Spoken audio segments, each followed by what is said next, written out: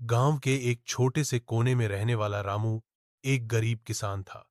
उसका जीवन कठिनाइयों से भरा था, लेकिन उसके इरादे मजबूत थे। रामू के पास बस एक छोटा सा खेत था, जिसमें वह मेहनत करके अपने परिवार का पेट पालता था। बरसात अगर समय पर हो जाती तो फसल अच्छी होती, वरना पूरे साल तंगी में गुजरता। एक बार ऐसा हुआ कि लगातार 2 साल सूखा पड़ गया। रामू की सारी फसल बर्बाद हो गई। कर्ज बढ़ता गया, घर के हालात बिगड़ते गए। गांव के कई किसानों ने खेती छोड़ दी और शहर की ओर पलायन कर गए। लेकिन रामू ने हार नहीं मानी।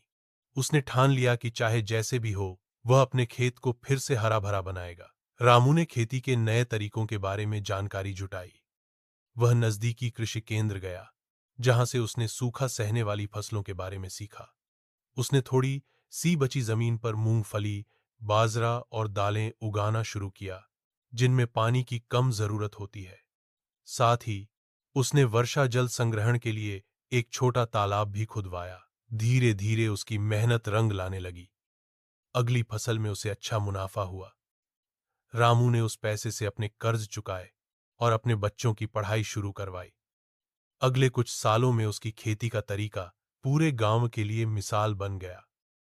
आज रामू न केवल आत्मनिर्भर किसान है, बल्कि दूसरों को भी जैविक और स्मार्ट खेती के गुर सिखाता है।